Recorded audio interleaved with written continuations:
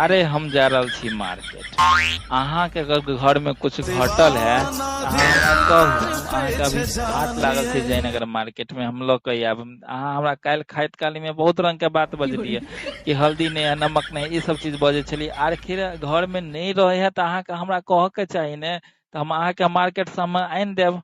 बोलू तो कथी सब नहीं है का। चाउर नहीं है, आटा नहीं है, तेल नहीं है, हरा सब्जी नहीं है, सबटा लौका बुझलिए ना। है पागल छी भाई जो।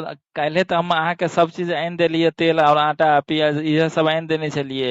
तब अहाँ के एते सामान सब कतऽ घटि गेल, अहाँ हम अकेला परेशान करे छी। हे भगवान, भाई जो ई घर वाली केहन है का, से वही जो के दिन रात परेशान करे से। अहाँ के अगर नहीं मन लगे है इतना ससुरा में तो अहाँ चल जाओ, नहीं रहा जाओ, भागो भाई जो। हम अपने अकेले खा पियब।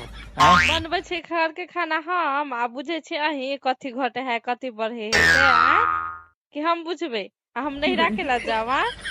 उहे ला हम हमर माय बाप बियाह केला के ना ससुरा में रहेला कि नहिरे में रहेला। है तो अहाँ के जे केला हमरा मन चढ़ा के जो माथा पिरेबैत रहे छी आ टेंशन हमरा दैत रहे छी। जब सामान सब रहबे करे अहाँ तो भरि दिन मोबाइल चलबे के चक्कर में रहे छिए, आ व्हाट्सएप चलबैत रहे छिए, फेसबुक चलबैत रहे छिए। तो घर में सामान की है नहीं तो वो दोबारा केला मंगवाबैत रहे छिए। जब कहली हम अहाँ के आनि देलिए तो केला नहीं शाम में रोटी बनेलिए हमरा चावल बना के खियली।